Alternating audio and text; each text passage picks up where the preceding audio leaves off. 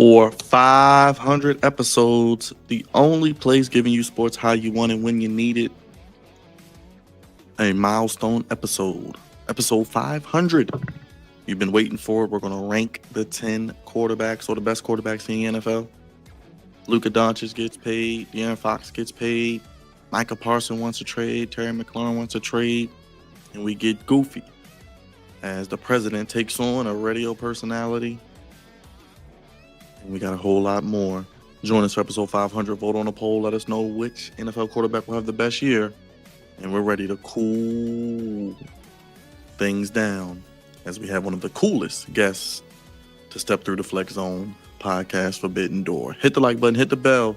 Let's get going. Episode 500.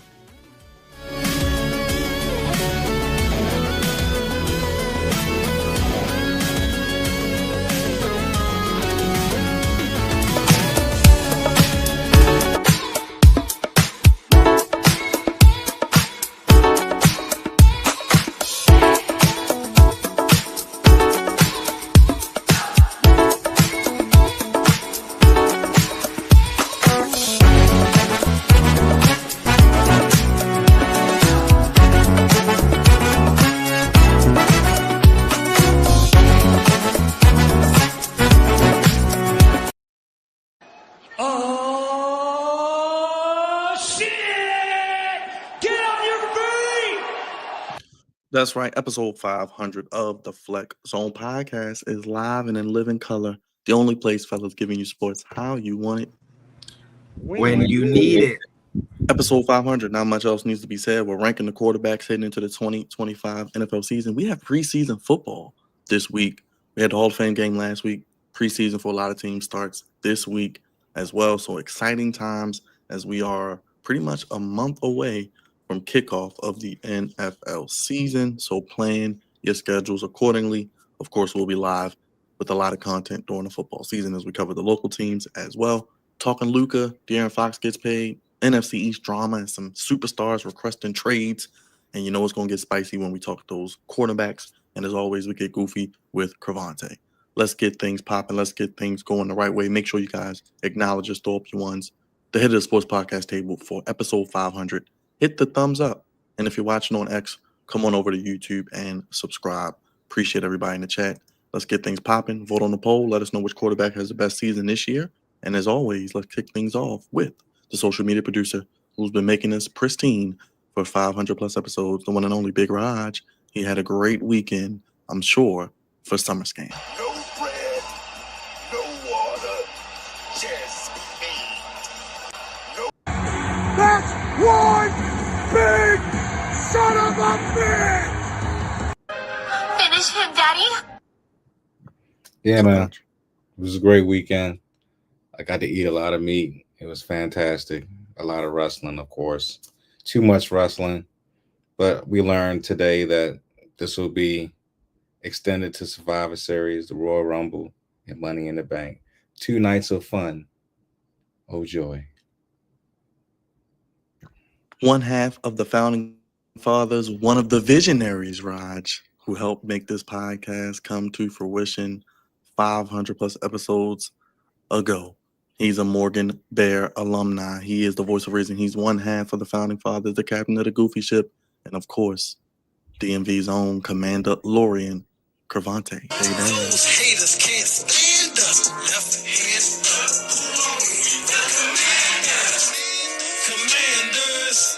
Commanders. We fight for RDC. Who are we? The Commanders. Stupid. Just stupid. Jam. Oh, jam. Well, now that's goofy. Man, I don't know what's more annoying, y'all shaking and bobbing out here, or CJ backstage shaking and bobbing his head. God dog it, I swear I hate this, man. And CJ was like, yeah. I hate it. But man, this is exciting. Crazy, amazing milestone. I can't wait for my brother, my fellow Morganite brother, to come up here and give his spiel on things, man. But man, this is amazing, man. Us being here, Dre, it was all a dream. It was all a dream at one point, yo. It was all a dream, yo. I just remember us talking junk back in the Morgan State days. Raj, you was there. CJ, you was there. But man, it's just a crazy time, man. We'll get sentimental later, but get my man up here, yo. Before we get to our illustrious guest for episode 500, the Flex Zone Messiah, the other half of the Founding Fathers, the OTC, the Tribal Chief, the man of 1,000 nicknames, the A-lister, Mr. 25-8, Pride of the Eastside, Savior, Misbehavior, Sultan of Suave. He is the one who tells them to take a ride on Space Mountain. It is the man of the people, Drizzy Dre. What's going on, my guy? Acknowledge me. Jacob Fatu, the Samoan werewolf. I love you solo.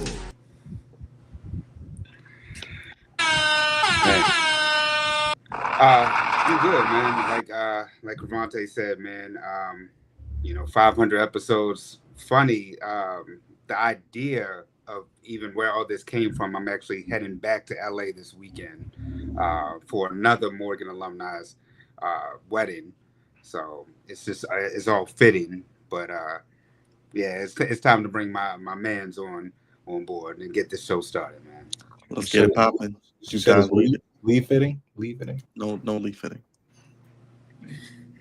For episode 500, we had a guy in mind, and who better than the one and only coolest guy in the room, the one and only our brother CJ. He's got his skull ready for his Minnesota Vikings. He's got the heat. He's ready to talk quarterbacks. He's ready to talk about cooling with CJ, which you guys can subscribe to. Yeah, shameless plug. Go ahead, click that link. Subscribe to our brother's channel. Show him some love. He's had some great interviews of all walks of life in athletics and the sports business as well, doing this thing as one of the best journalists that we know. Joining us for episode 500, returning to the Flex Zone podcast, part of the Flex Zone family, the one, the only, our brother, CJ. What's up, my brother? Fellas. Appreciate y'all, man. Man, we appreciate you. Good to be back. First and foremost, I want to congratulate y'all on 500. That's a big milestone, man. People don't even get to 50. 500 is crazy. So congrats, fellas. Y'all deserve it. Thank you, man. Appreciate you, bro. Thank you, brother. CJ, let them know who you are, man. You're not new here, but it's been a little bit of time. You got some great new personal endeavors, and we want the people to keep up with you, man. What you got cooking up on your show, and what do you do? Because you do a lot of great things in the journalism world. It does. Yeah, so I'm currently a sports editor in Massachusetts for the Cape Cod Times. So I run the sports department for a newspaper. Got the podcast as a shameless plug. Appreciate y'all fellas with that. Cooling with CJ, just started that last year. Took a break because I got some things cooking up, but I can't give it away. I give y'all a sneak peek. So this is a Exclusive? Exclusive. This is exclusive. So I'm transitioning to in-person interviews. So that's what the break is. So getting together a team, a videographer, a team where I ain't got to do everything myself. So that's the exclusive. I'm switching to the in-person interviews where I interview my content, my guests in person instead of doing it, through a streaming site. Not saying that I won't ever do streaming sites again, but trying to get the in-person interviews to make it more, relatable. But yeah. Yeah, so that's about it. Ready for my Vikings. As they said, I'm a Vikings fan. Ready to see what JJ about to do. Not talking Justin Jefferson. JJ McCarthy about to see what he about to do. Lead us Vikings to the playoffs. I'm gonna stop there. We get into that later, but I'm excited to be on here, fellas. Appreciate y'all for having me. Wait, so CJ, since you mentioned being a Vikings fan, our boy AJ, y'all two are Vikings fans. Yes, sir. So we're trying to set up this Ravens Vikings trip. So am I allowed to do the skull when I go? Hey, ain't nothing wrong with the more the merrier, man. It just seems fun, man. Yeah, ain't nothing wrong with that. You're gonna be a Vikings fan after that, though. So just you can't do the skull chant and go back to the Ravens, bro. We don't work like that.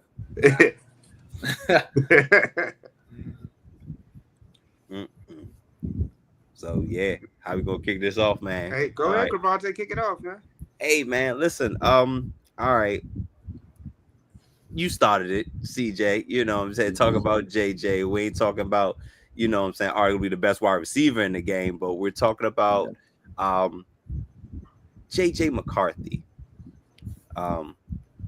What are your expectations for him and your offense as a whole?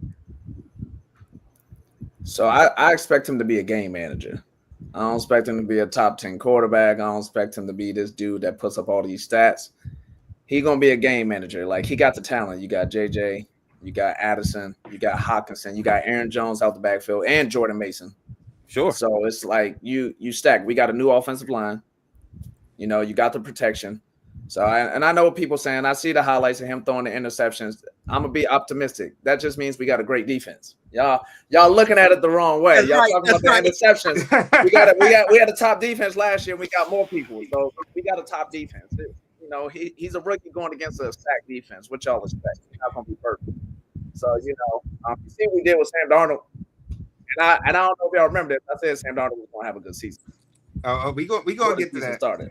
Yeah, so you know, y'all gonna see how he is in Seattle, but different story. But I think JJ gonna be a Sam Darnold. I think he'll have not as good as numbers because Sam Darnold was a vet, but I think he'll be all right. You know, this is technically his rookie season, right? So, you know, I expect him to play like a rookie. You see what Caleb Williams did last year. He had decent numbers, but you know, he wasn't all that. They didn't make the playoffs, so. But I think we got more talent than the Bears have, so I think we can make the playoffs. You know, I was you spoke of Sam Darnold, and I was telling the fellas, as a matter of fact, Karante, you were there. It was CJ's birthday, and he brought it up at dinner. He was like, y'all mean to tell me that Sam Darnold ain't a top quarterback? And I was like, I did say that. And I did. I don't know how many drinks we was in. I don't know how many drinks. And that's what we were saying. We was like, yo, he had something dark in him, man. That night. Yeah. I was like, bro, I know it's your birthday and all, but you talking crazy. And I threw him in there last year. I did. And sure enough, this dude actually ended up being right, man. I had to give him his for about flowers. 14 weeks, for about 13, 14 weeks. Until the end of the season, he was solid. Yeah, until the end. Them last two games, but you was definitely to the important games. Yeah, to the important games. I couldn't believe that. I was like, there's no way. And you was like, bro, he's going to cook. cook. We got the coaching staff. Matter of fact, you told me at the beginning of the season he was going to cook. And then at the end, I was like, this brother was right. He was a prophet. Yeah, Sam Darnold. Yeah, but I like JJ, man. I like JJ. Won the national championship. I think he's going to be the same way he was at Michigan. Like, he wasn't the main reason Michigan won the championship, but he won it as the quarterback. So, same thing. So, I think it'd be you think it's more? You think last year was more about coaching, or Sam Darnold really is that? Yeah. No. Coaching, weapons, the mix of the two. O'Connell, Kevin, OC, KOC, and then the weapons. Like you said, you got Justin Jefferson. Like, it's not hard to have a good season. You know what I'm saying? Whose schedule is this? Come on, man. You know whose schedule it is. How you feel about it? We got a tough schedule. Y'all haven't seen, like, once you scroll past that Philly game, it gets brutal. Yeah, so I ain't gonna lie. I got us going, like, because they got the extra game this year, 10-7? Yeah, I say like 10-7. That's a tough first 4 weeks, man. We got a tough schedule. Wait till you go to the bottom half of our schedule. Yeah, it's brutal. Lions. Philly, Chargers, Detroit, Baltimore. Come on, who set that up? We set it up for you. Who set that up? We did that. That was trying to say it's a conspiracy. Yeah, and then we play Seattle this year, so we going. Then we got Washington, Dallas. Yeah, we got some games that we should win, like Giants, obviously. But we got some tough division games, and I don't see Chicago as a slack either because they in our division. How you feel about these two international games? They got 2 international games back to back. We do back to back, first time ever. So crazy. I'm just glad we playing Cleveland in one of them. Yeah, I don't know about Pittsburgh. I mean, we beat Aaron Rodgers last year with the Jets, so he used to have our number, but I think he at that age now. But I don't know, man. I went to a conference in Minnesota and I was talking to some reporters about it, but they said the players and coaches like it. They said they like the 2 games. They said, they don't got to travel.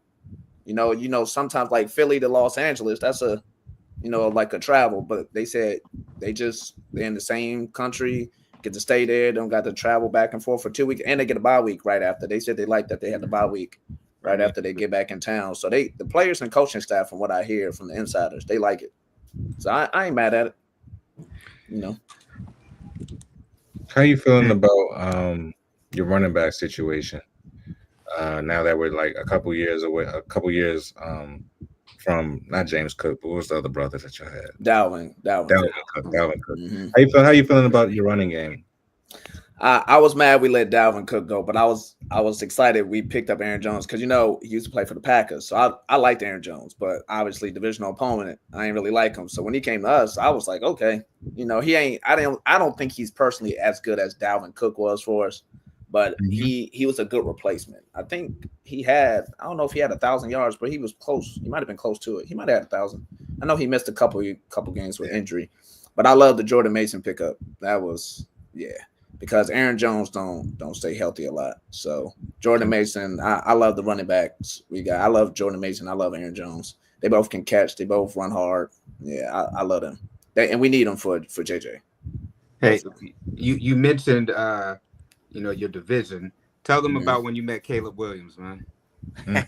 Oh my gosh. So all right. So if y'all never heard of NABJ, it stands for National Association of Black Journalists. So they have a convention every year, and we was in Chicago. So me, Dre, and some other people we know, we went to First Take. First Take did a live show there. We go there, and they didn't say we couldn't do it. So I bring a Justin Jefferson shirt. So I bring the Justin Jefferson shirt, and I got a suit on. I'm in the crowd with a suit on with a Justin Jefferson shirt. So I was like, all right, if they put the camera on me, I'm gonna wave it. I'm gonna wave the shirt. So every time they went to commercial or they put the camera on, I started waving the shirt. I don't know if it was ever on the TV or not, but so it just so happens DJ Moore and Caleb Williams were special guests that day. So they was on the stage, and after they talked, they walked past me. So when DJ Moore walked past me, I went like this. I held up the Justin Jefferson shirt. I kind of did it modestly, and I was like, he ain't gonna say nothing. So he looked at me like this guy. So then he turned around and he was like, he told Caleb, he was like, hey, look at this, right? So I'm busy talking to DJ because I was like, bro, I'm from Maryland. Like, you nice, but Justin Jefferson just better than you. Yeah, I said it to his face. No disrespect, but I was like, well, I'm from Maryland. So while I'm talking to Caleb walking past now, and he like, man, get out of here with that. So I'm talking, and as I turn my head, Caleb knocks my shirt out my hand on the floor. And I'm like, bro, what? So he picks it up. He was like, nah, I'm just playing with you, bro. And I was like, yeah, but that was cool, though. Like, they was cool. Because remember, this is rookie season. He ain't played the game yet. So I thought that was cool, bro, that they was like, they ain't take no offense to it. I was just, playing around with him, showing them, what we was about. But, that was a cool moment, though. Yeah. I'm mad because the person who filmed it was me, but I missed it because I was going towards what was it? No, Caleb was walking past, and I was talking to DJ, so he was recording me talking to DJ, talking trash to DJ, because I was like, you cool and all, but JJ, better than you. No offense. And Caleb came from behind. He walked past and acted like he didn't see it, and he came from behind me and knocked it out my hand while I was talking to DJ, and he missed it. But you can see Caleb picking up my shirt and giving it to me. So Dre got that on camera. Isn't DJ Moore from Maryland though? Didn't he play at Maryland? Yeah, that's what I'm saying. That's what I'm saying. Because I'm from Maryland, so I was like, bro, we from the same state. Like, no, nothing personal, but I'm just a Vikings fan. That's it. He was like, man, he didn't want to hear that. Yeah, but nah, that was cool. Yeah, they was both cool though. Yeah, that's tough. Yeah, that was cool. That was a cool moment. Yeah. All right, so what about the NFC North, man? How do you think things will shape up? I guess going from worst to best. Yeah. So I still think Chicago gonna be worse. Yeah. I just don't think they got a good system. I just don't think they got a good system there. Like even with the new coach. I don't know, man. Yeah, I think they're gonna be better. I just don't still think they'll make the playoffs. I just don't like that. I think they'll be like, what's that, like 6-11, 7-10. Yeah, I don't think they'd be great because they still got to play us twice, Packers twice, Lions twice. That could be 6 losses right there. You know what I'm saying? So, and then I hate being non-biased. I don't know, man. I think Detroit gonna fall off with the coaching changes. They lost 2 coaches. They lost the court. They lost the court 2 coordinators. They lost both. Yeah, so that's a big division and the coordinator in the division. Exactly. So you know what I'm saying? I don't think we're gonna be first, but I think we got a chance. I'm gonna still put Detroit just to not be biased. And I think it's gonna be the same as last year. Us, Lions, us, Packers, Bears. And I think all 3 of us make the playoffs except the Bears. Funny, I literally just got off the phone with Cravante a couple hours ago, said the same thing, except I said I think the Lions missed the playoffs. Ooh. I was like, yo, losing both coordinators, they're going to take losing both coordinators, and you coming off the loss to the Commanders, a terrible loss. Y'all didn't just lose. They're going to take a step back, but I don't think missing the playoffs is a bit much. I think that's a bit much, but I think that loss is going to be in their mind. They was the number 1 seed, and y'all came in there and smoked them. Bad, yeah, real bad. Yeah, so I don't know. We'll see because they got the coaching changes, we got the quarterback change. Packers might mess around and get first place for real. That's what I'm just being a realist. Who are the coordinators for the Lions now? Me and you. I call defense, yo. No, that's actually a good question, but that team just reminds me. Who have replaced them? It reminds me of Philadelphia, man. When you lose 2 coordinators like that, that first year is rough, man. Yeah, John Morton is the offensive coordinator, and Kelvin Shepard. Ugh, they got 2 new guys at that. Ugh, yikes. Yeah, sound new. 2 new guys I've never heard of. Yeah, yikes. Yeah, so I don't know. We'll see. But I think I think Dan Campbell's still going, Yeah, he's still a good coach. And they still got the talent. They still got St. Brown, Williams, Gibbs, Montgomery. Hutchinson coming back too. I know the defense, they're getting all the defensive players back too. That's why I'm kind of like, being a realist. Yeah. Okay. Passing game coordinator. Okay. Okay. How you feeling about the NFC in general? Do you think the Eagles go back to the Super Bowl? I think they improvement. Like what's going on? I think they favors, man. I don't know. I just this whole McLaurin. Like, look, now listen. I know he asking for a lot of money. I'm not saying he don't deserve it, but I'm saying he don't deserve it. Hear me out. I don't think he should be paid like Jefferson and Chase, but I do think he should be paid as a top 15 receiver. In that range, whatever you want to call that. I'm pushing. I don't want to say top 10 because I need to look at a list, but he should be top 15 paid at least. And I don't know if y'all going to be the same if Debo is y'all number 1. Absolutely not.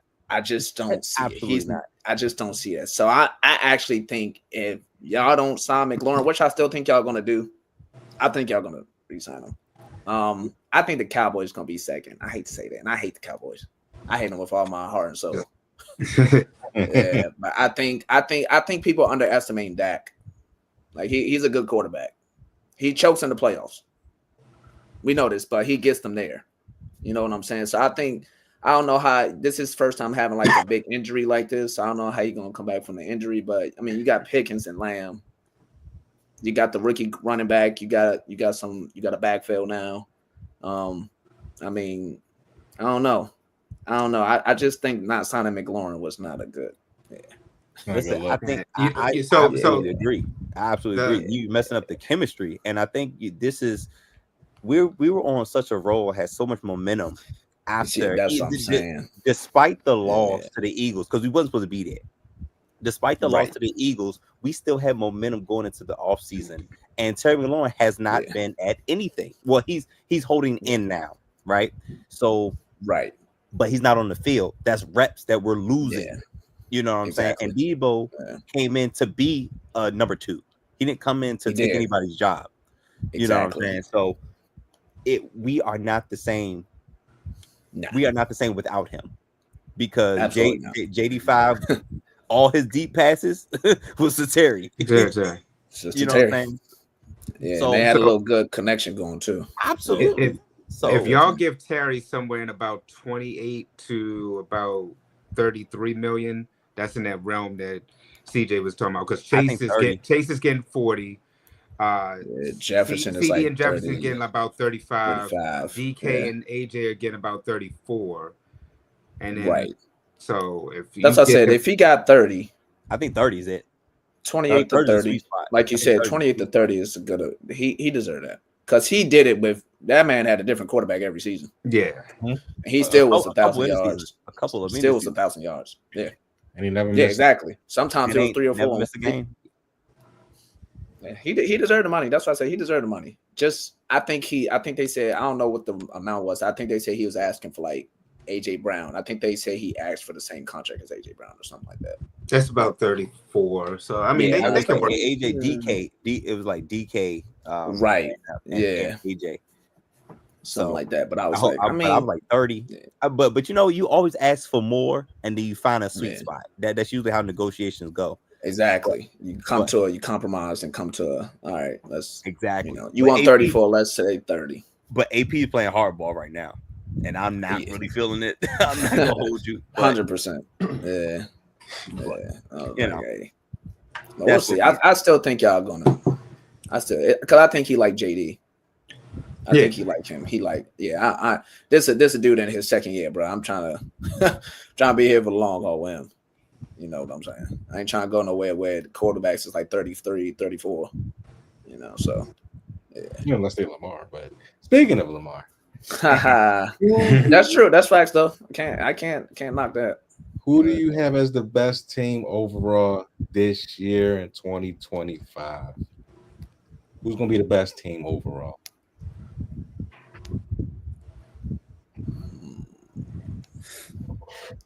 I always want to pick the Ravens, bro, but y'all disappoint me every year. No. I always want to pick y'all. Y'all do, bro. Y'all do, because y'all always had a good regular season. Then I hate to say this, but you know how it is in playoffs. But it's not. I'm not saying it's anybody's fault. You know, obviously we can all blame Mark Andrews, but yeah, I know. But it's like it's always somebody to blame every year. It's like, oh, the year before there was somebody else. Then the year before there was you know. But it's like, if you that good, you shouldn't be in that position. You see what I'm saying? Like the way the Eagles dominated the Chiefs was insane. Like that's the best team. So I got to go with Philly, because the way they dominated the Chiefs that was crazy. Yeah, that was crazy. I think they're gonna build off that. Like, you know, they seem like I like Hurts, like humbleness. He the type that don't reflect like, oh, we champs, we gonna come in here and do it again. Like he like we gonna take it game by game, and you know that's the past. Once the first game coming, it's a new year. So I would say Philly, just because of what they did in the Super Bowl. But I mean, I want to say the Ravens. You know, I like the Hopkins pickup. I think that was an underrated pickup. I still think D Hop is one of the best receivers as far as like his ability to do stuff. I know he old. I know I ain't saying he like a top 10 receiver, but I think he's a good number 2. You know, to have for Lamar, and hopefully Andrews learns how to catch. Y'all might do something. Yeah. I already say, is Andrew still going to be on the squad, or is he going to get a spot taken? Yeah, he did. No, I mean, likely still there, or likely still there. Likely hurt. He's hurt. Lucky. Yeah. No, he'll definitely. It was destined. Yeah, so we'll see. But I do like the Ravens. I liked y'all last year. I thought I had y'all winning the Super Bowl last year because of Henry. I didn't have us. Yeah. Once y'all started giving Henry the ball, I know the first couple games was kind of weird, but once y'all was like, oh yeah, we got Derrick Henry. Oh yeah, yeah, like, and then Derrick Henry started doing Derrick Henry things. I was like, yeah, they gonna go, and then, you know, always happens, but daggone Chiefs. Yeah. Y'all ready to get into this quarterback discussion? We can. Sure. Let's do it. Let's get into the quarterbacks. We'll go with you, CJ. I don't know if you have a specific top 10, but I'll bring up the numbers here. We'll kind of go around and debate and go back and forth. But who are the guys, the top quarterbacks? You see it there. But Burrow had the most yards, obviously. Jared Goff second, Baker Mayfield, Geno, Sam Darnold at 5. How do you see it ranking some of the quarterbacks here? Yeah, I think personally Burrow is the best quarterback in the league. I think his defense was so bad. That's why he didn't get into the discussion, because they lost how many games did they lose by one score? 6. It was something crazy, 30. right? Scoring over 30 and losing. They lost 6 times. Yeah, scoring over 30 and losing. So their defense was terrible, but I think he's the best pure. 43-9 is crazy. I didn't know that was I didn't know he had single digit interceptions. Yeah, leading the league in touchdowns and yards, and you had nine interceptions. That's crazy. I would say throw the ball away like that. That's crazy, bro. Yeah, I would say Joe Burrow is the best pure passer. As far as MVP, I still think Lamar is the most valuable in Mahomes. Obviously, Mahomes has been to the Super Bowl every year. AFC Championship at least. AFC Championship for sure every year. So it's like Mahomes and Lamar and Allen got to put the MVP up there. Because they lost Diggs and Gabe and still went to the AFC. Yeah. So I got to put the Josh Allen up there. So who would I say? Burrow, Lamar, Mahomes, Allen, and Hurts will be my 5. He got to give him. He won the Super Bowl. Yeah, you know what I'm saying? On the biggest stage of it all, he came through. And I will admit that if he didn't win the Super Bowl, he would not be in my top 5. But he did. So that would be my top 5. I don't know what y'all looking for, but yeah, Burrow, Allen, Lamar, Mahomes, Hurts. I'm cool with that. 5. You can go ahead, Raj. If we're gonna do a 10, I would. Well, if you want to go to 5, however you want to feel, 5, 10, whatever. I mean, my bottom 5 would probably be Herbert, Brock Purdy. I said Herbert, Brock Purdy. Maybe Sam Darnold, because he had such a great year last year. 2 more, Jared Goff, and probably the 5th person. I hate to say this, probably will be Jalen Hurts. But of course, Burrow has to be up there because he had a phenomenal year, even though they didn't make the playoffs. Holmes is still up there. Josh Allen and Lamar. Lamar for me is number 1. Okay, Lamar is number 1. He's gonna be the number 1 quarterback this year, coming into the season. I think this is the year. I've been said this, but this is the year that he breaks through. This will be the year that he breaks through. I didn't pick him last year because that was a phenomenal letdown coming from that Chiefs game. I didn't think we was going to make it, and we didn't make it. But I think this year will be the year that he becomes the number 1 quarterback. He wins the MVP, and he wins the Finals MVP. Finals MVP. See, the Finals MVP. He's just saying that because he's going to Miami later this year. No, that's not why. I remember the year before. No, remember Uncle Ryan's about to act a fool. No, listen. The year before I went to Dallas and Tampa. I was in Tampa. So man, I wish we. Oh man, this is one time when I wish we had the picture. You know what picture I'm talking about, Gravante? What picture? When you had the kangaroo hat and the one one piece, man. When I was wearing all white. When you was on the boat. Oh my goodness. Bad dude, man. That's a bad dude. I was literally in Morgan when I did that. But yeah. I think Lamar is going to have the best season of his career coming up this season. He's number 1. Okay. So I think I like to do tiers. So I think in tier 1, when it comes to Nick, right? I think it's only 4. All you missing is the nose. Because his nose about dominant as ever. So I think it's only 4. I think it's only 4 guys that's in tier 1. And that's pretty much everybody who CJ just said is Burrow, Lamar, Patrick Mahomes, Josh Allen. I think those are all the 4 quarterbacks that's in tier 1. And I think all of them are interchangeable. All of them have great shots to win MVP. All have great shots to go to the playoffs. All have great shots to, represent the AFC in the Super Bowl if things go, what I'm saying, if things go semi right. And with the Bengals, they just got to play halfway decent defense, Right. and they could have been better. But also the Bengals have to stop getting off to slow starts. You can't start the season 1-3. You know what I'm saying? So or 0-3 or whatever they start. But I think those 4 guys are pretty much tier 1s. These are the guys, all MVP caliber players. These are the guys who, if they don't play well, 9 times out of 10 they're gonna lose. And that's how I think of like tiers, to at least tier 1. Now tier 2 is where it gets interesting, because I think we can all pretty much agree that those 4 guys are probably the top, quarterbacks. Now, when we get into the back, that's where we get the tier 2. That's where we get the the Jalen Hurts, the Jared Goffs, Matthew Staffords. I got my man Jaden Daniels, and I think, and it's crazy because Jalen Hurts does not get a lot of credit because of his individual stats, but I'm an eye test guy, man.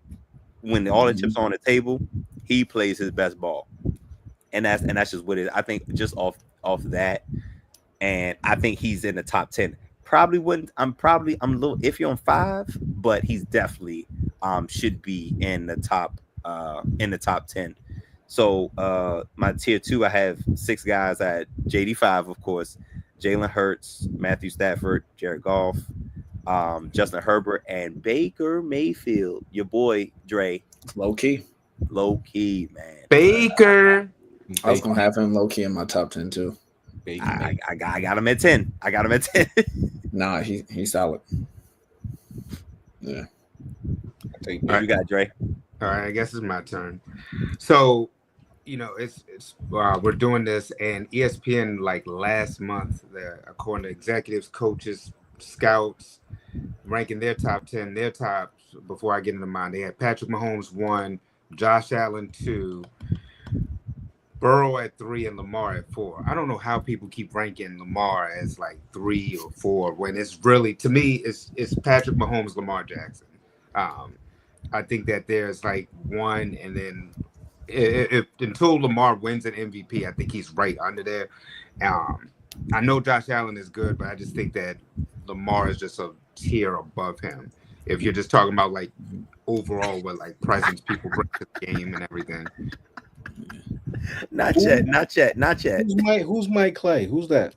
He's a fantasy geek. Yeah, fantasy football. Yeah, for ESPN. Oh, fantasy football. Okay, He's a fantasy geek. This is fantasy. Just for those.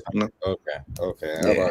My man Bo Nix. Okay, I do like that, but I don't agree with that list. But yeah. So for me, it's Patrick Mahomes, Lamar Jackson, Josh Allen, Joe Burrow. I put Matthew Stafford to make my top 5. Then I have Jalen Hurts at number 6.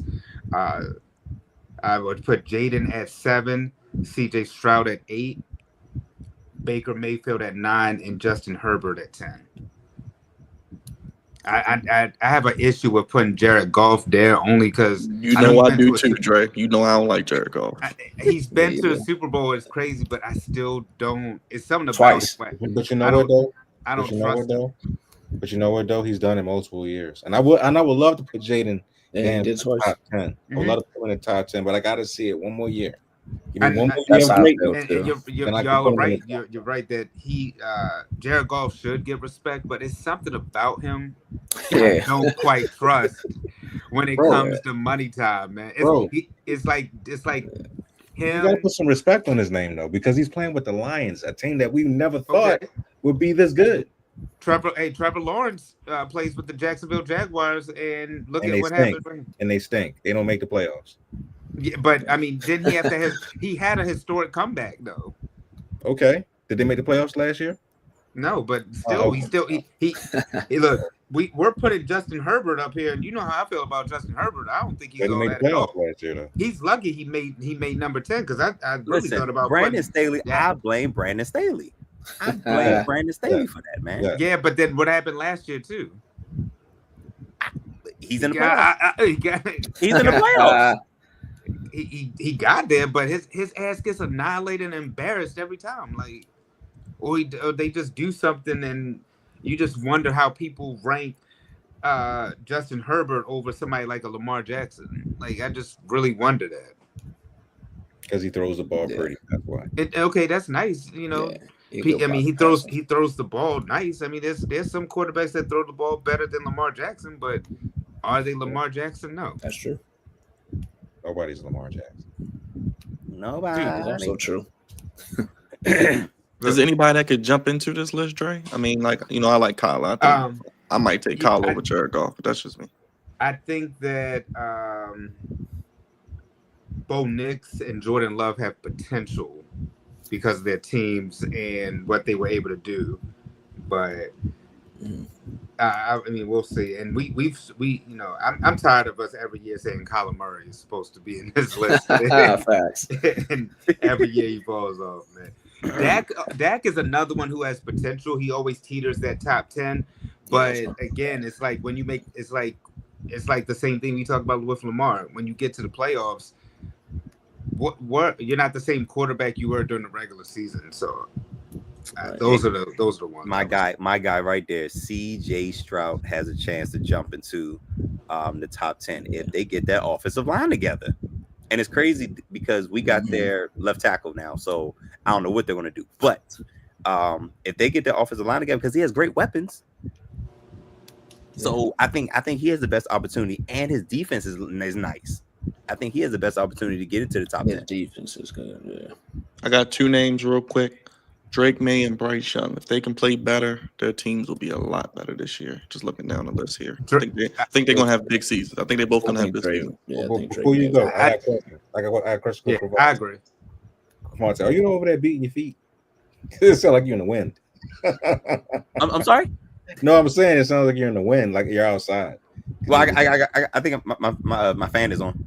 Yeah, I was gonna say mine too. I was gonna say it might be mine, but mine's low. Mine's across the room, but yeah, I knew something was going on. I was like, wait a minute, is he beating his feet over there? Like he's beating his feet crazy. Yeah, that was funny. What's going on in Cleveland, CJ? How you feel about the Shador situation? He's currently 4th on the depth chart. I mean, I saw that. I was what's up with that? I knew Flacco was going to be the starter because of the vet experience. You know, they got a lot of young boys now. But I don't know why Kenny Pickett is second. I'm confused at that. Maybe they saw something in training camp that they we missing. I never thought he was a good quarterback, but I don't know. Shador been looking sharp in practice, but maybe they just showing all the good highlights, and they ain't showing what's really going on for real. But I ain't mad at the Flacco starting just to start. You know, just see how he gonna do. If he don't do well, bench him by week 5 or 6. Throwing one of the rookies. I don't know, man. I think Shador will be starting by the end of the season, but who knows? It's Cleveland.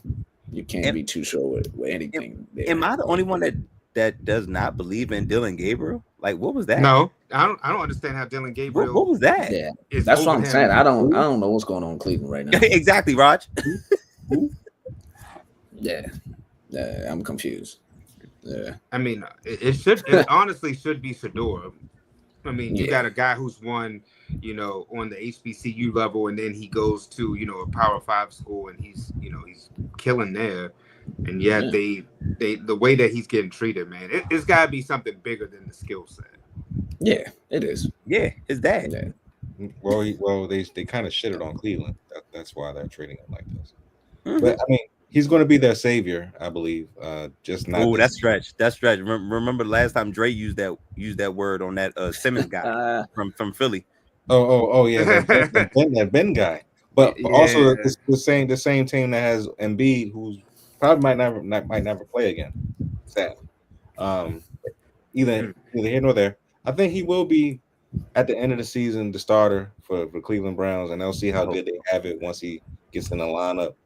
But I mean, he's gonna find his way there. I mean, Cleveland is being goofy right now, but this is Cleveland. But once they get a taste of Deion Sanders' son, they're never gonna look back. So, CJ, I'm hearing the rumor saying that they're going to try to get Nick Saban to coach the Browns, and that they're going to bring in Arch Manning to be the quarterback. Yikes. That's a huge rumor going on right now. I don't know how true this is, but they're saying Man, I don't know, man. If it's no way you draft 3 quarterbacks in 2 years, that's just. Oh, that's very Cleveland-like. It is. That's what I'm saying. That's what I'm like. And they got 2 first-round picks next year. We've both seen quarterbacks. Both quarterbacks. Well, Arch is not. He ain't gonna be able to come out until not next year, but a year after that. I mean, I he's eligible. thought he could He's come out. eligible. I thought he could come out next year, but I don't think he will. He's been sitting for 2 years. He's eligible, but the Mannings He's usually stay eligible, all but 4 he's not years. going to. But the Mannings usually stay all 4 years. But if he wins the national championship, that's a different story. Yeah, he may have to come out. And then we already said what Texas, Penn State are our picks. I mean, Texas is number 1. I think Penn State's right behind them. So yeah, Texas. Texas is really good, man. But week 1, real quick, Texas at Ohio State. So there you go. Oh yeah, all the ratings. College football. All the ratings. They swinging it. Yeah, they are. CJ and everybody else, real quick, the rookie class. Yeah, Cam Ward. I'll throw JJ in there because he hasn't really played in a real game. Tyler Shuck in New Orleans, I guess. Yes, that guy they took in New Orleans. Am I missing any other rookies that I guess you can even throw in now. Shador, you got Gabriel. Yeah, I don't even know. Malachi Starks, you know. I'm talking about quarterbacks. This is quarterback. He's a quarterback for the defense. Any rookies? I think Cam Ward might look pretty good. Yeah, I was gonna say out of that, yeah, I would say Ward because he got the best potential because he's gonna get the most playing time, obviously, with whatchamacallit, Will Hurt. So yeah, I would say Cam for best quarterback. I don't think he's gonna be the best rookie, but I think he'll be the best quarterback for sure. Yeah, I don't think he's gonna be good though. Let me make that. Yeah, I think he's gonna be the best out of which is not gonna be a lot of quarterbacks. But is it because of him or Tennessee? The Tennessee. It's gonna be both because of him and Tennessee. He don't got nobody to throw to. I mean, is Tennessee going to be much worse than Jacksonville? I mean, who's going to be? I guess Jacksonville's a little bit better. Yeah, yeah. I would say Jacksonville just because of they got Tony Khan, and Shaq Khan. They got the Khan brothers, and the goofiest draft pick of them all. They'll be fine. So did y'all hear that Travis Hunter is playing wide receiver 2? Yes. Yes. He did second. And his reps didn't look all that though as a wide receiver. I know. I was like, they ain't really got nobody else outside of BT. So, I mean, I ain't surprised he number 2. They ain't really got nobody else to throw to. Is there anybody here that maybe rises or falls maybe into the top 10, out of the top 10, or anybody we need to look out for? Wait, was this quarterbacks? Yeah, quarterbacks. Aaron Rodgers in Pittsburgh. You think he got anything left? I'm gonna say that. I think Dak rises back to the top 10 because he has to. He has no choice but to. I think so too. Yeah, they're gonna be heavy passing. I mean, you're not picking your boy. Well, Cravante, you and CJ, y'all boy Kirk Cousins. Y'all ain't picking him. Kirk Cousins not even starting. Michael Penny. You know I'm trolling, man. Ew. Oh, I know. What do you think about Mike in Atlanta? You think he got a shot? I think he'd be decent. Yeah, I think he's solid. I think he's a solid quarterback. I just need to see him play a full year. Yeah, those games he played, I think he threw a pick every game he played. I think so, but I mean, he was good. It was a Saturday night game or a Sunday night game. It was the Falcons versus somebody. It was Falcons. It was Falcons Washington that game, and they went back and forth. That was a good game. Yeah, and then they had they won at the last second. Yeah, I remember that.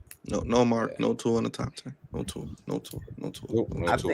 Tua about to fall off, man. About to.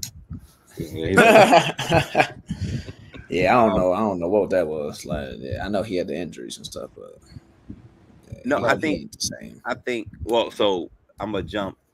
All right, so I'm gonna say this first. you said fall out of the top 10.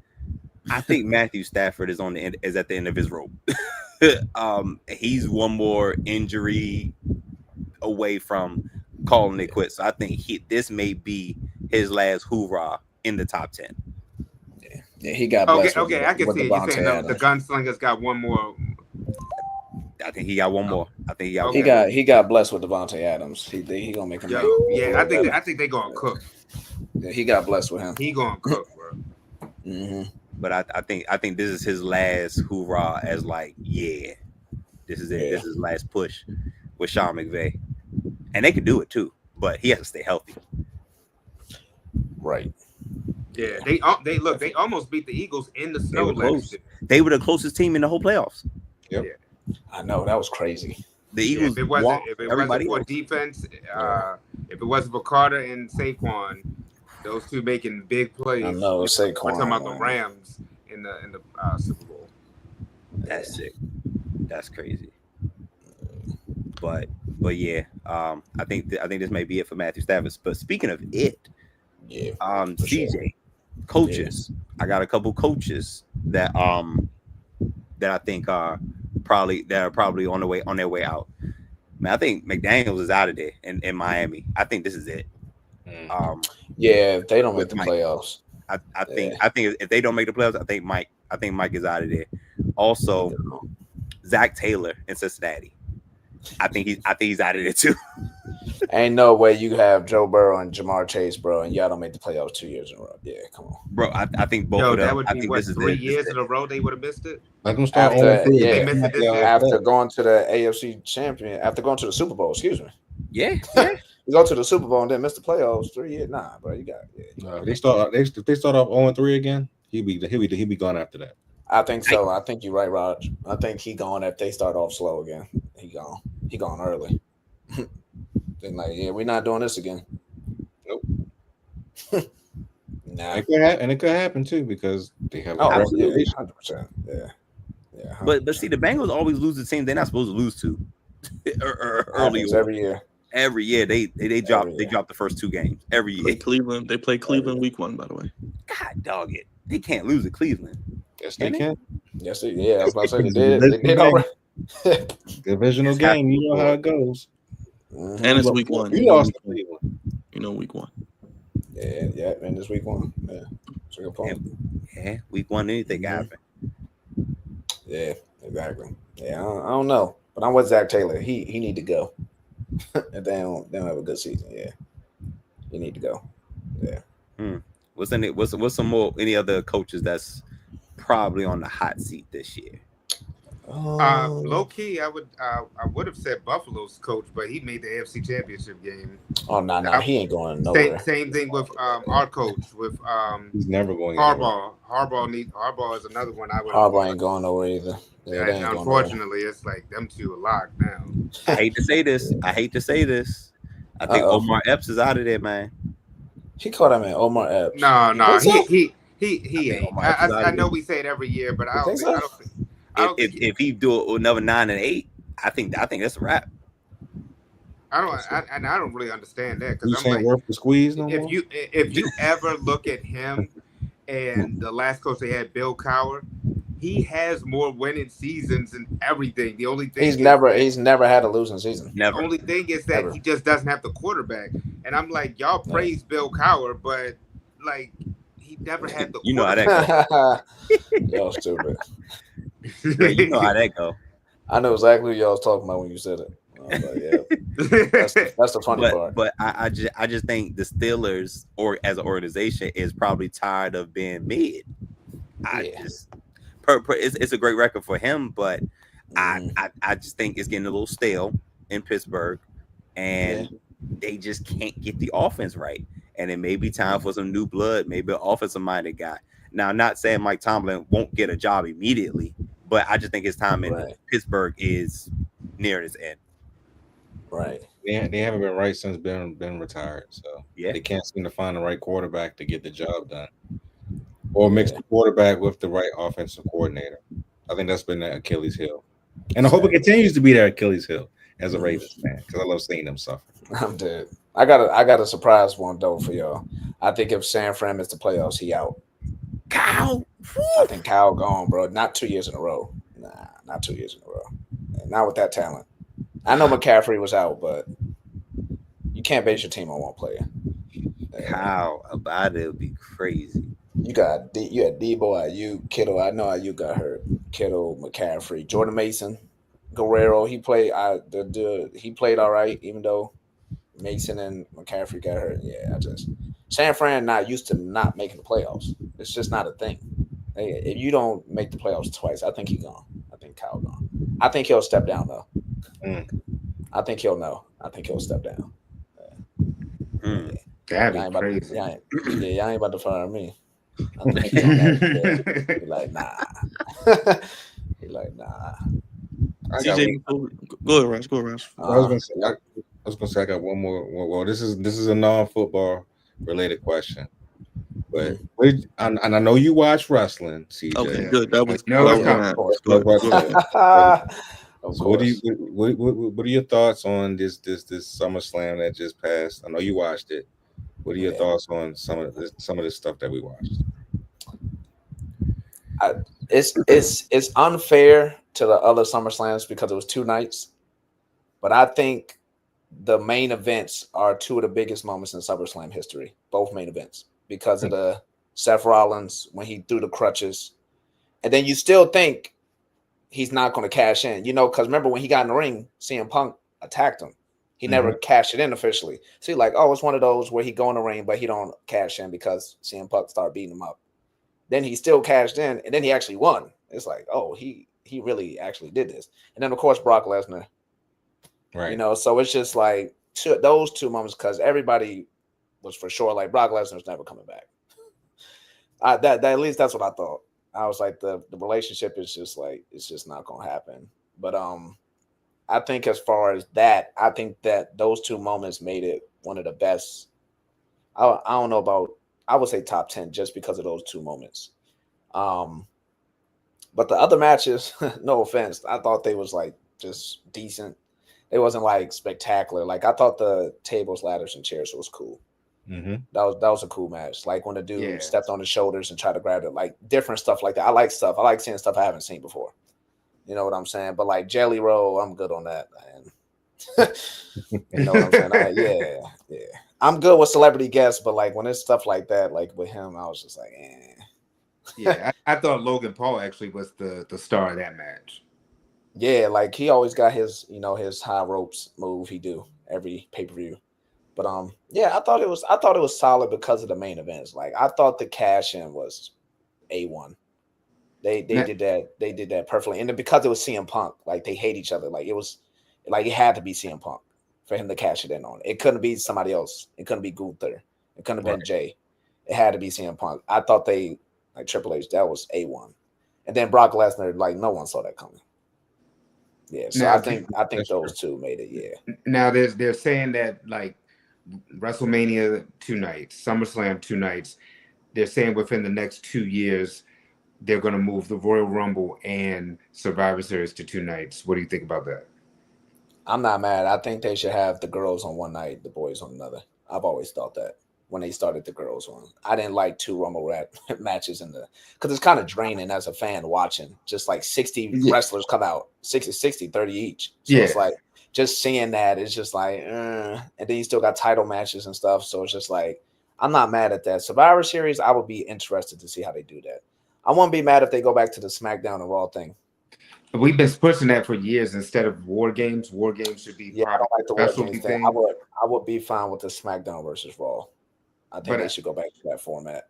But I do say I think they might have maybe one more War Games with this whole Seth versus Roman, Punk, and LA Knight. Yeah. I think. Yeah. Oh, and add Sammy probably to it too. They got like one more War Games. Yeah, exactly. Because they probably gonna do one with like,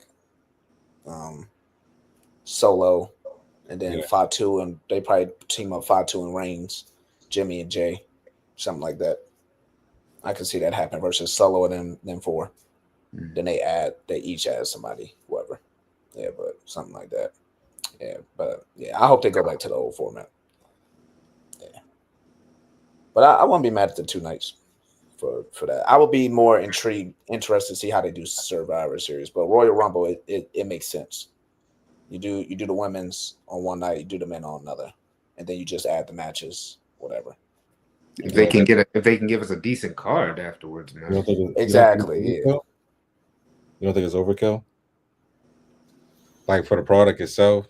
Yeah, I can see that. Yeah, I see where you're coming from. Yeah, but yeah, I like I said, I wouldn't be mad at it if they kept it the same way. I wouldn't be mad at it. It's just like 2 Rumble matches in one night. It's just like, yeah.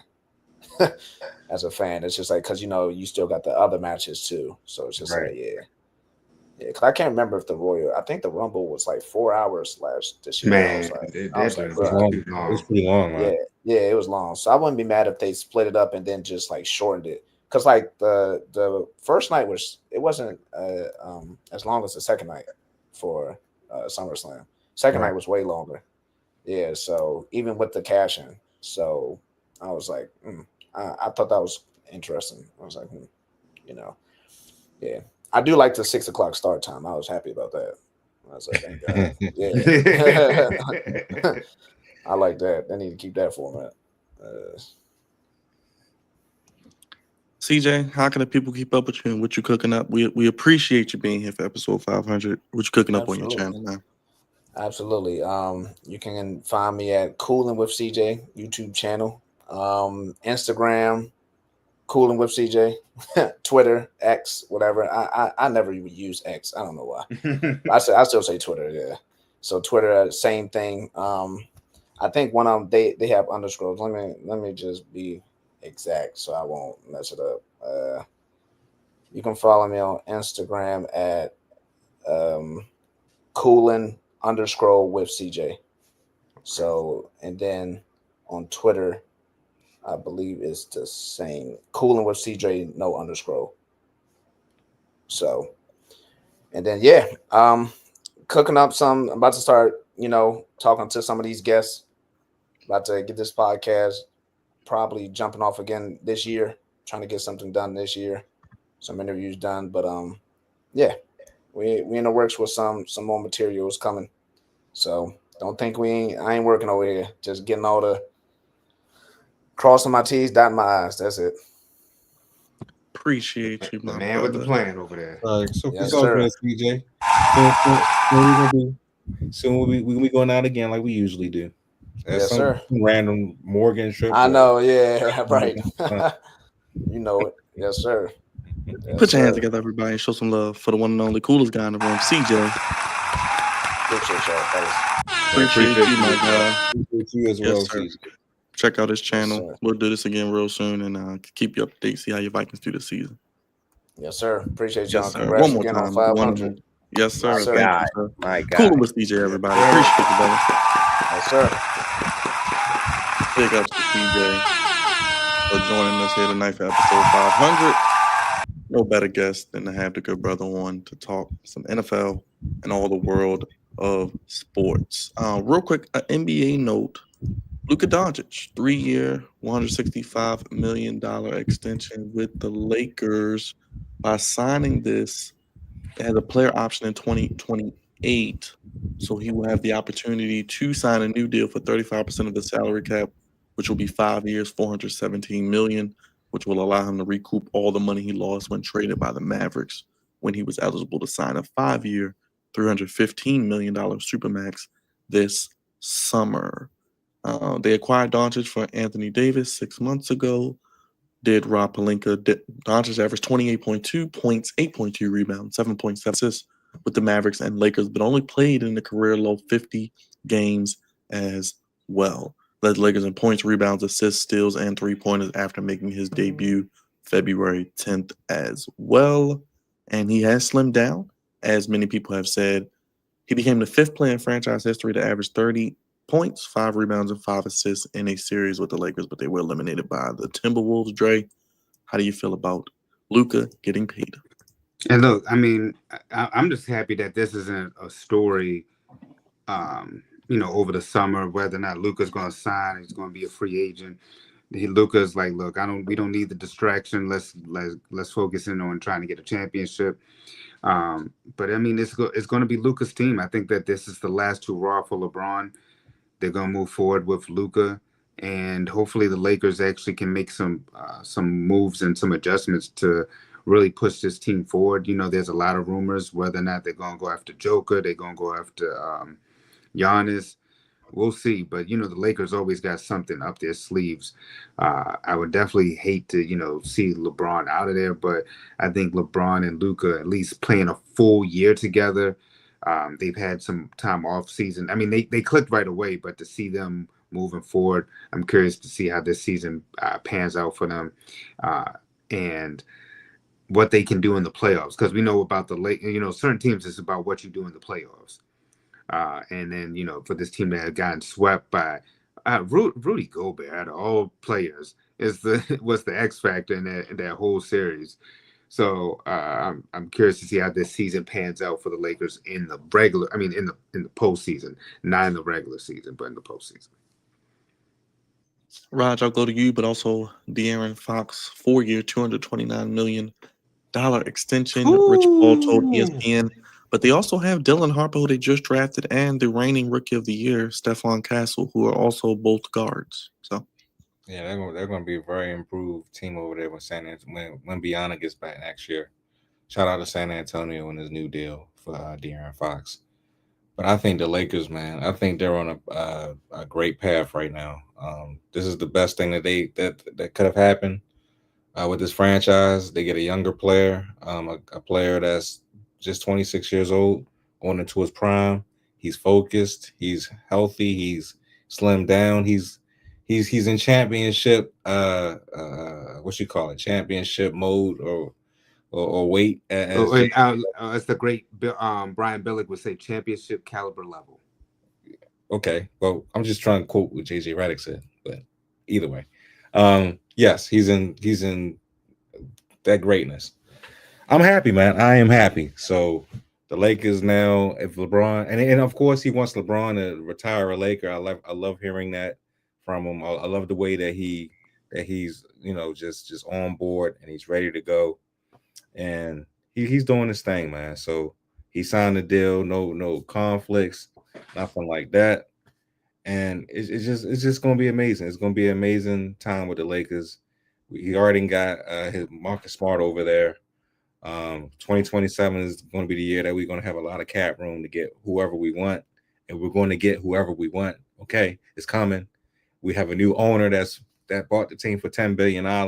He's going to be spending money out the wazoo. It's a great time to be a Laker fan, and everything is going to go our way. So yes, it is a beautiful, beautiful day. And Mark, appreciate that, my good brother. Yes, gotta show some love to Mark real quick. Thank you.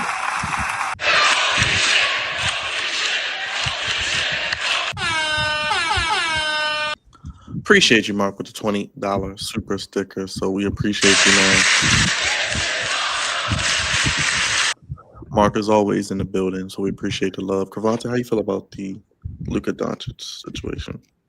Man, I tell you, between him and James Harden, I don't know who lost weight the fastest.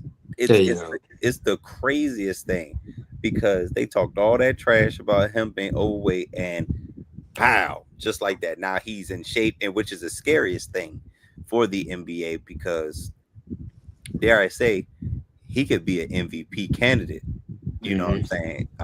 This year, and that is terrifying for the rest of the league. Great for the Lakers, especially if this is, as Dre said, LeBron James's last hoorah. What better way? Let's make it a hoorah then. Wow. Wow.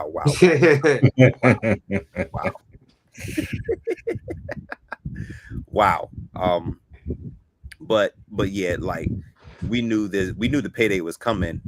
We didn't think it would necessarily happen with this team, this organization, but we knew the payday was indeed coming. And as good as in shape as he is, I think that's a good sign that how good of a shape that the Lakers are potentially in. So the Lakers, I agree with Raj. They are in a good position now to compete in the Wild Wild West. Because we already know that OKC is the top dogs, right? And they're gonna be reigning for a little bit, but we gotta be able to compete with them. They got the has-beens, the LA has-beens.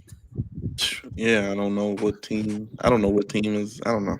It's gonna be interesting to see just watching the LA teams here with the players. I have no faith in the Clippers, man. Zero. I like John Collins and Zubac though. They're gonna demolish DeAndre Ayton down low. They will eat him alive.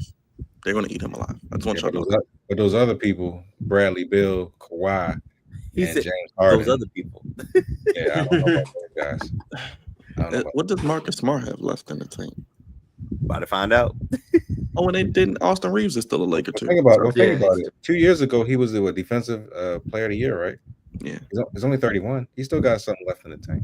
Plus, Austin Reeves is there, and I think he's eligible to get paid next offseason. So, yes, AR-15 will get paid. Luka will be there. LeBron probably will finish his career as a Laker at least 2 more years, I think, and we'll see what they do there. Who else they maybe try to add, like you said, Raj, next season. But it'll be interesting as before we know it, we'll be getting ready for NBA season all over again. Cravante, you ready to get goofy for episode 500? We got some goofies. A lot of options to choose from for goofiness. Did you before we get goofy? Did you want to? Or then again, you might cover it in goofy. Yeah, it's going to be covered in goofy. Yes, it's going to be covered in goofy probably. That's why I just put it all in one. Let's make a call to the bullpen, and for the 500th, well, probably not the 500th time, but we get goofy more than 500 times on the show. Let's make a call to the bullpen and bring up Goofy. Of course. Something wrong here. Well, now that's goofy.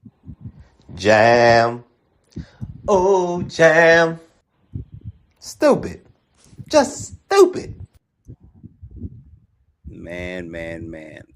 When you say that there is a lot to choose from, it is an understatement, an absolute understatement. Do you happen to have? Well, I'm sorry, I was so rude. Good people, welcome to Goofies of the Week, sponsored by the Flex Zone. Appreciate you guys for giving me a little bit of time. So let me tell the good people what I thought was goofy this week. It's so much. We deal with all levels of goofiness, high, low, in between. And we got some non-sports goofies out here. It's just goofies in the entertainment world. Do you have the article or a picture of the Faison Love situation, Byron? Because I guess we could start there. Yes, as the comedian here, I thought I'd let you know that. I didn't know if you knew about that story. I saw it and I thought about you. So, no, that's great. That's great. I did remember it came across my screen, but I didn't get a chance to really dive into the article. But I saw the headlines, so I was like, "Oh yeah, this is enough. This is absolutely enough." So good people. My man, wow, he looks like a turtle. Yeah, let me I'll play the video and then you can do your thing. Okay, let's do it. Faison Love is charged with felony assault. The actor is accused of ripping a credit card reader off a hotel lobby check-in desk last August and throwing it at a clerk. That woman says she suffered a concussion. Prosecutors say Love was angry after a booking he made through a third-party app could not be honored. The hotel clerk does not want to be identified, but she described the incident on the witness stand today during the preliminary hearing. Mr. Love again was just going off on repeatedly cussing them out. Everything was every other word was a cuss word, and it was getting louder. I then proceeded to say, "Okay, that's enough." And Mr. Love looked directly at me, pulled the credit card machine off, and threw it at my direction. Love's defense attorney says that the clerk told police the night of the incident that Love threw the credit card reader between her and another coworker, not directly at the woman. Love pleaded not guilty to the charges. A trial date has now been set for January. Faison. What? And it's so crazy because she referred to him as Mr. Love, and he was showing no love in the situation. So those of y'all that wasn't aware, Faison Love is out here big worming people, huh? Because they out here playing. I think she might have been playing with his emotions. She might have been playing with his emotions, because we know we know how Big Worm gets down. Don't like playing with his mama or his emotions. And I think the clerk might have been playing with one of them, if not both. Because I don't know if y'all are familiar, but taking them card readers, snatching them out and tossing them is crazy work. Absolute crazy work. Faison Love has not been looking the best in the entertainment light, in the entertainment world, in the light. Just because I don't know, his career has not been going the best, and I think he's frustrated. I mean, you already heard that he's trying to get up in the Sheraton through a third party source. So it sounds like things aren't going the best right now. But Faison, baby, we can't be out here snatching card readers and tossing them at people. That's just not how we get down. You look like the angry black man, the big angry black man, and that is a terrible. It's the worst next to the angry black woman. There you go. Playing with his money is like playing with his emotions, and I think that's what the young lady did. I think that's what she did. She was playing with his emotions by telling him your third party is not valid. It's absolutely not valid, and you can't stay here. And he lost his love, or what little he might have had. But yeah, that's wildly unfortunate. I don't know what he was there. I don't know if he was on vacation or if he was on work, but it all stopped pretty much after that. So yeah, definitely not that much love being showed by Mr. Faison Love, who Cat Williams used to call, he used to say, a fat Faison lie, huh? Y'all remember that? Faison? Yeah. It was a thing. So yeah, this doesn't help his image moving forward. Next, we have another one. You know what? Faison's definitely wilding, Mark.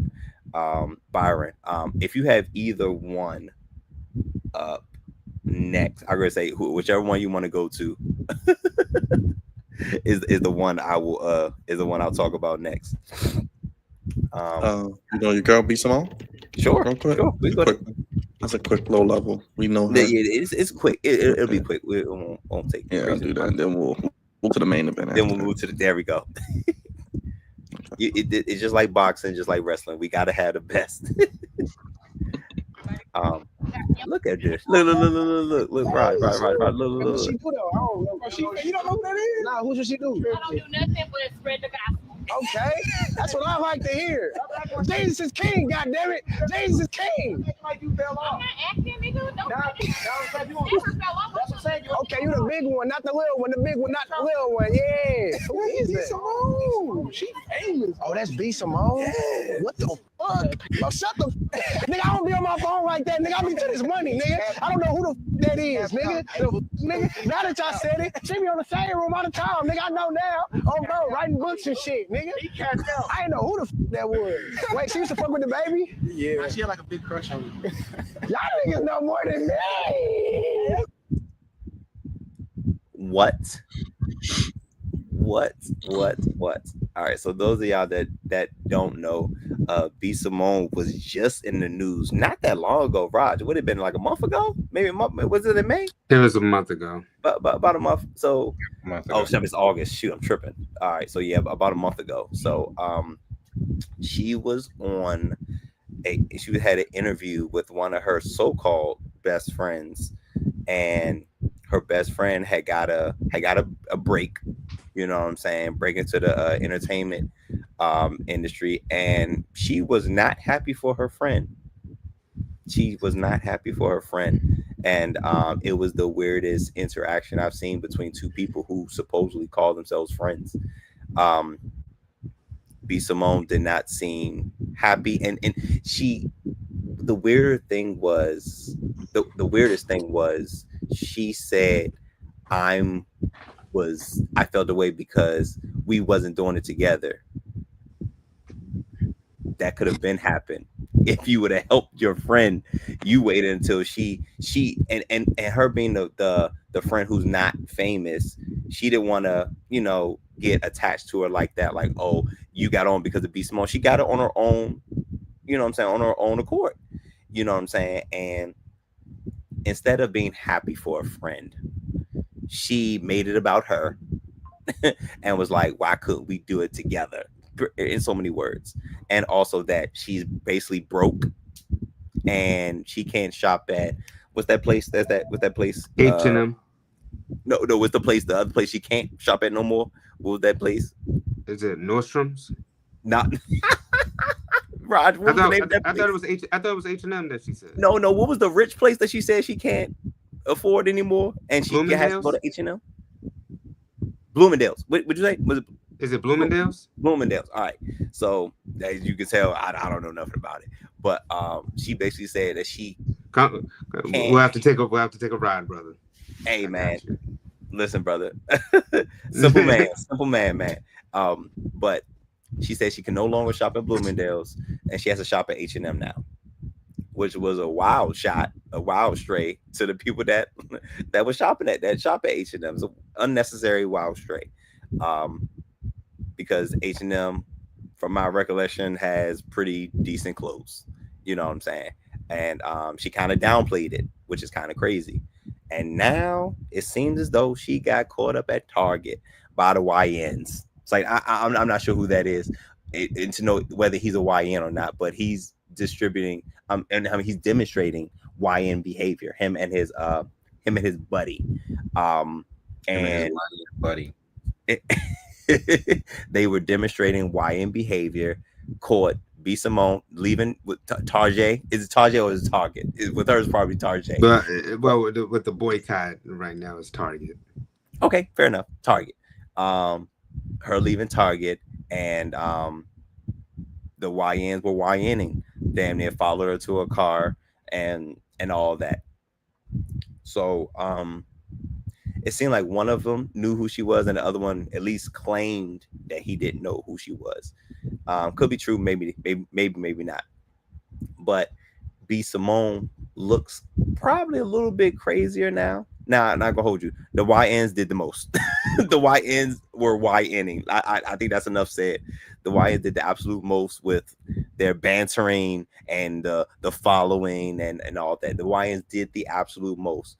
But B Simone out here look like she down bad. Because where does Target rank on the I got money but not too much radar? Like where does that rank? And you see she out here by herself and all this and that. So it did not look great for her. Now I will say again, the YNs did the most. The YNs did the absolute most. But B Simone looked like she was down bad. I don't know. Look, that's just quick glance. Her walk, she did not look like she's in the best of places right now. I don't know if her situation has gotten worse, but she looked like she's down bad right about now. She doesn't strike me as a person. Well, it was late at night and all that, but she doesn't strike me as a person that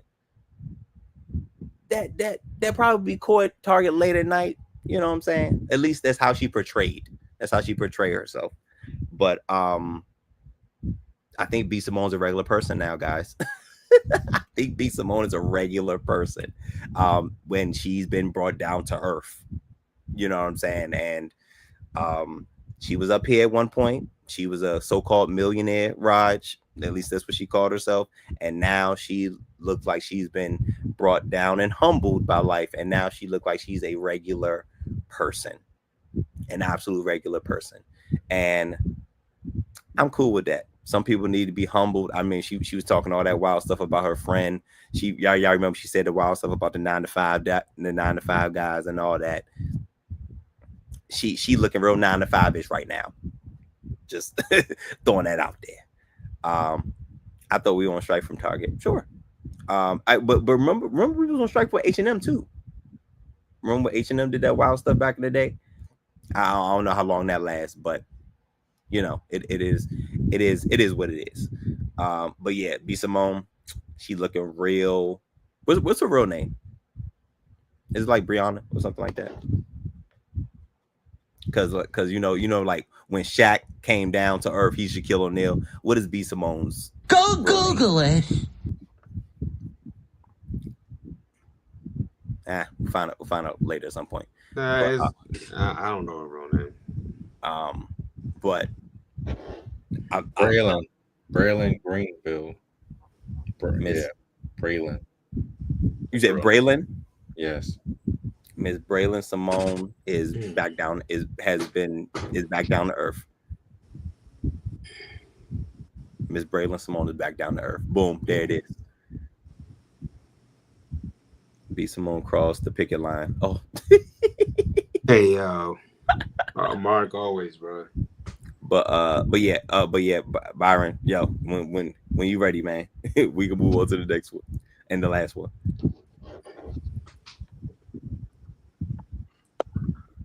I'll play the clip and then I'll play the response from the president. Traditional conservatives are going to take the Republican Party back. I think there's a political coup going on right now in the Republican Party that people aren't paying attention to. Oh, interesting. Yeah, I think that this Epstein thing is going to be a way for traditional conservatives to take their party back.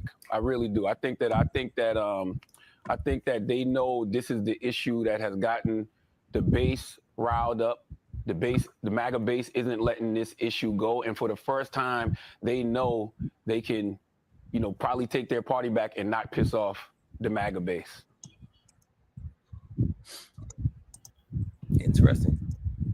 And then I'll go to the response here.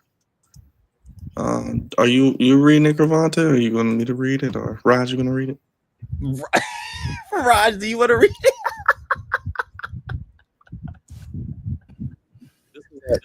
1:49 a.m. It's at 1:49 a.m. Because he's up and got nothing else better to do. Okay, I'll read it. The very wonderful and talented Laura Trump, whose show is a big rating success, put racist sleazebag Charlemagne the Goofy. Charlemagne the God. Why is he allowed to use the word God when describing himself? Can anyone imagine the uproar there would be if I used that nickname, meaning Trump, if I used that nickname? He's a low IQ individual, has no idea what words are coming out of his mouth, and knows nothing about me or what I have done. I just just ending 5 wars, including a 31-year bloodbath between Republic of the Congo and Rwanda, where 7 million people have died, and there was no end in sight. And didn't know that, or India and Pakistan were wiping out Iran's nuclear capabilities, or closing the horrendous open border, or creating the greatest economy where prices and inflation have come way down. And we're stupid and corrupt.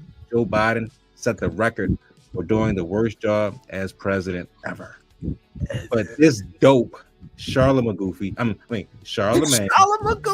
would vote for Sleepy Joe or Kamala, the Ugandan nightmare. Sorry, Kamala. Remember, 1 year ago, our country was dead. Now it's the hottest country anywhere in the world. Laura Trump is his daughter-in-law, by the way. If you don't know, I did go Google it. That's his daughter-in-law from his third son. So it's funny how she has a show on Fox News, by the way. Of course. I got the clip of his dunk of the day real quick. I can play a little bit of that real quick. Whoa. Just play the audio. Don't play the video. Yeah, I'll do this. Here we go. Let's do this. I'll play it. Let me see if it'll let me. Let me see. Let's do this. And I'll do that. Can y'all hear that? Definitely the sleaze back to that's despicable. Depending on who you ask, I personally prefer friendly neighborhood a-hole. Okay. He said I'm a low IQ individual. I don't know. I've never taken an IQ test. He said I have no idea what words are coming out of my mouth. Absolutely true. Okay, I've been surprising myself my whole life. Like, damn, I actually said that. Now let's get to your claims. He said I don't know anything about him ending 5 wars. Mr. President, nobody knew that. Because it's not true. All right. There is zero evidence, nothing credible whatsoever that says President Trump played any role in ending the ongoing conflict in the Eastern DRC or in Rwanda. Okay. America has not brokered any major peace deal between the DRC and Rwanda during Trump's second term. And wiping out Iran's nuclear capabilities, you did pull off a significant strike, but it didn't eliminate Iran's nuclear capabilities. Saying you wiped it out is an overstatement because according to reports, no enrichment facility was destroyed and Iran's nuclear threat is still very active. And some experts argue it's more dangerous now due to a lack of international oversight and the increased beef with Israel and the USA. Now, you also claim the borders were closed. Not closed, but you have tightened immigration policies and increased enforcement. You have definitely made the border harder to cross, but saying it's closed is false and ignores everyone coming over seeking legal asylum. By the way, I want border security. I just want you to keep your promise of deporting illegals and criminals. But since Homeland Security started to work to deport more people, okay, immigrants with legal status or no criminal history are being detained and deported too. That's not right. Okay, your family is always in fear. Who family you talking about? Okay, all right, listen. My fellow Americans, listen. Listen, my fellow Americans, we are in a strange time right now. A time we have never seen because authoritarian strategy is being used against anyone who speaks out against this administration. We saw what happened Friday. President Trump orders, the firing of labor statistic chief after data shows unemployment rates are higher. I don't know if you know President Trump, but by firing this woman, you added to the unemployment rate. But that, along with his reaction to what I said on Lara Trump, shows how authoritarians will attempt to bully people into pushing false narratives. President Trump, do you realize the best way to get the headlines you want is to simply do a good job? Is to simply do right by all Americans? He called me a racist.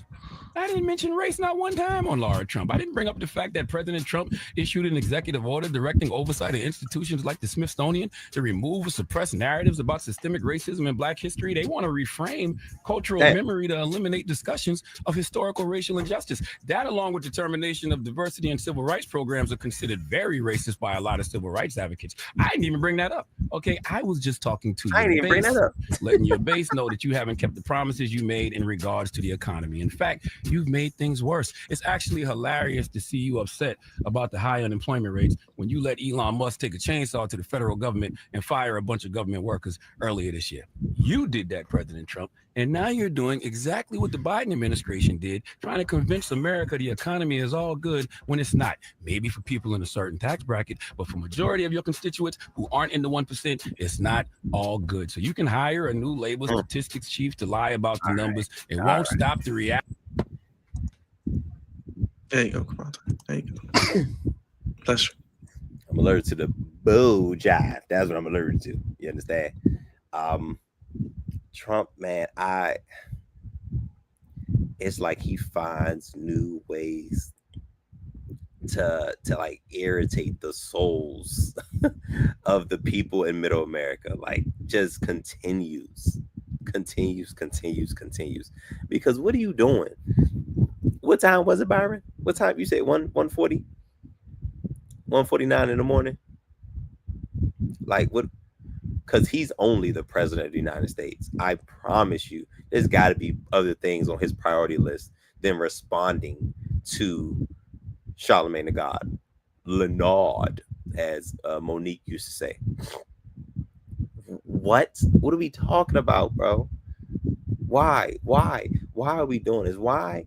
It's so funny. Somebody who offends people on a daily basis is offended by anything. Like, are we serious? Like, it's like Trump is one of those guys that can talk jive all day long. You just say his name and he's offended.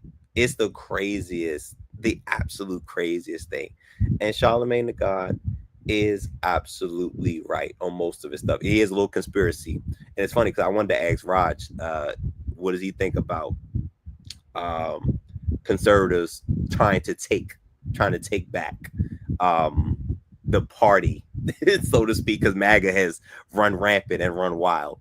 I wanted to know what was your thoughts on that part of his conspiracy, because that's the only thing where I can't really say that he's right or wrong about, because it is a conspiracy after all.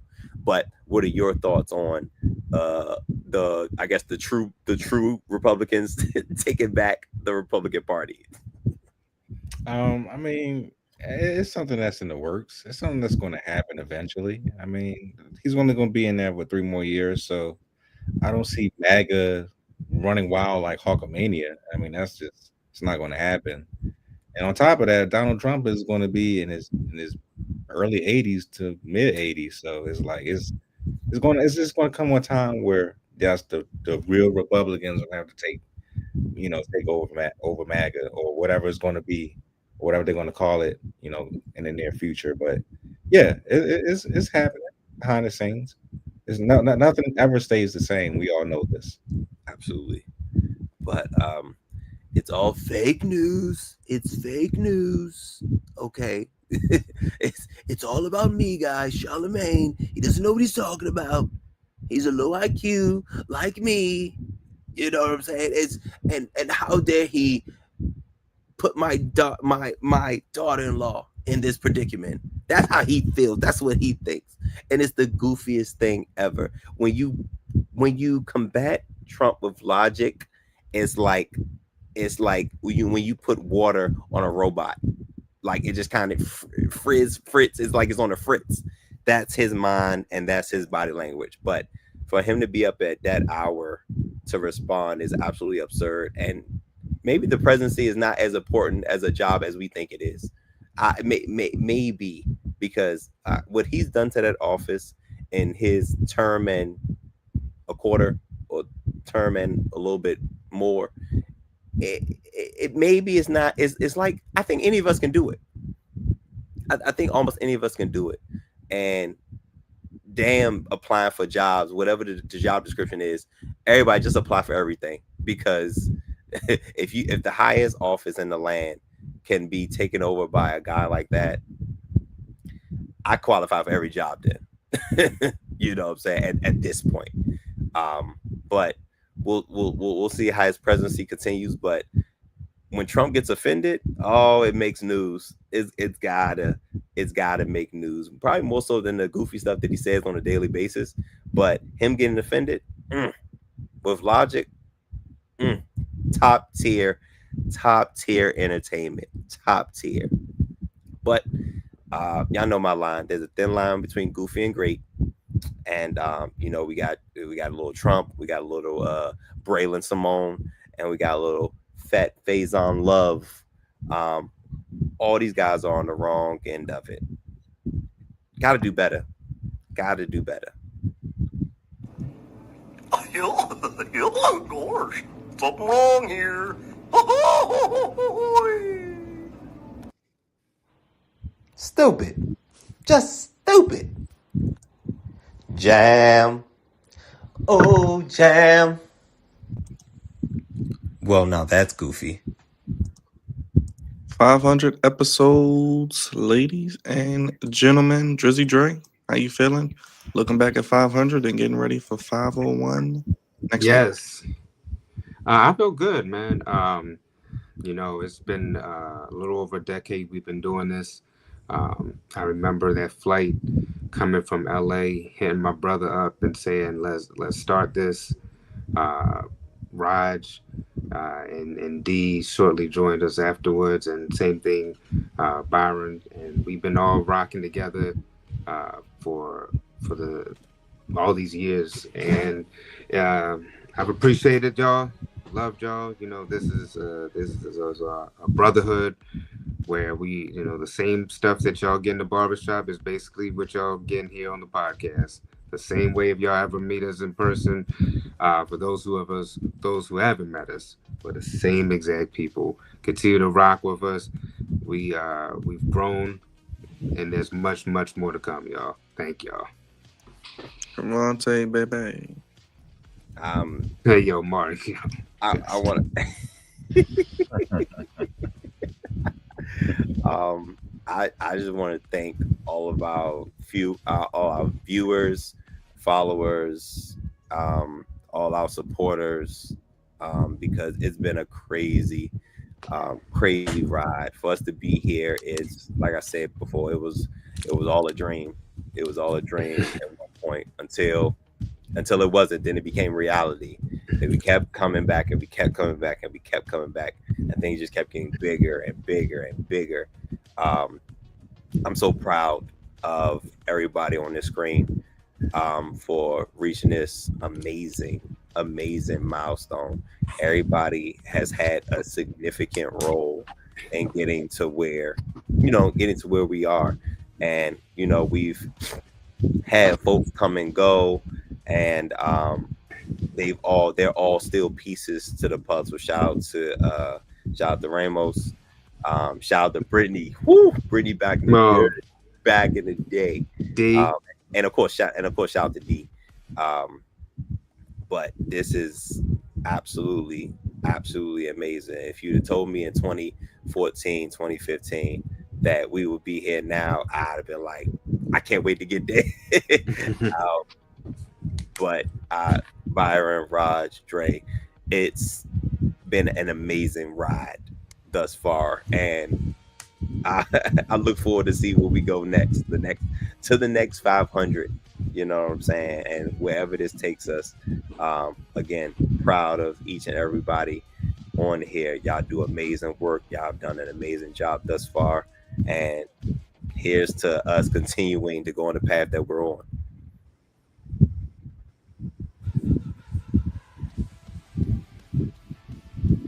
Just think about it, guys. It has been a really, really long time. We used to get Little Caesars pizza. Remember those days? Oh yeah, man. Yes. Little Caesars pizza. They used to be delicious and fun. And we would have like little games, and I even eat a little. I gotta shout them out. But, shout out to the wrestling realm. They was a part of this journey as well. Dwayne and Brian. They helped us. Hugh too. And Hugh, oh yeah, definitely Hugh. They helped us out, and they contributed a lot to the show as well. So shout out to them. Shout out to Byron, of course. He came through at a real early time, and a couple other what's his name? There's Ava, there's Ty. Ava, Ty, and a bunch of others, that came through as well. So shout out to them. Shout out to a lot of our guests that came through. AJ helped us out with a lot. Matthew! Corey. He helped us do a lot as well. Just a bunch of people, man, throughout the years. So shout out to all the ones that came through and helped the Flex Zone podcast be one of the longest podcasts around, and consistently we've been doing it for the longest. So shout out to everybody on this panel, of course, as well. Not sure what's going on with Byron's Wi-Fi, but yeah, man, this is it's been a great day, and shout out to CJ for coming through for episode 500, giving us his football knowledge with the Minnesota Vikings and SummerSlam reaction. So, hey, man, it is what it is. I'm not sure if Byron's coming back or not to end the show. He might have to restart his entire computer. After giving all those great graphics. Yeah. See, he had to restart his computer. So, but yeah, it's been great. Yo, you remember the rides to WBGR back then, out to PG and all that? Man, shout out to we got to give him a shout out to Mr. Green, man. Yeah, Mr. Green. Yep. All the people from that that time. That's when Shantae was over there. B. Will, Daryl, yeah. Yep. All those wonderful people that helped us along the way as well. Shout out to them. B Scott, my man, remember B Oh. Scott Oh, wait. came Are you talking down about there. Tate? You Oh talking my about God, Tate? that's not his name. Oh, Brandon Tate. Brandon Scott. Yeah. Shout out to the mayor of Baltimore. He came through on the show. Back as when well. he was Councilman Tate. Yeah, Councilman Tate. Yep. Yeah, that's not his name. he was a power. He was a power original. You know, like Yeah. shout out to a good brother, Brandon Scott. Tate. Brother Tate, man. I appreciated him. A lot of guests, man, like the Rob Parkers of the world who have helped us and been guest Ralph. Yep, the statistician. How you say it? The Vegas odds maker, yes. Yeah. Keep it clean.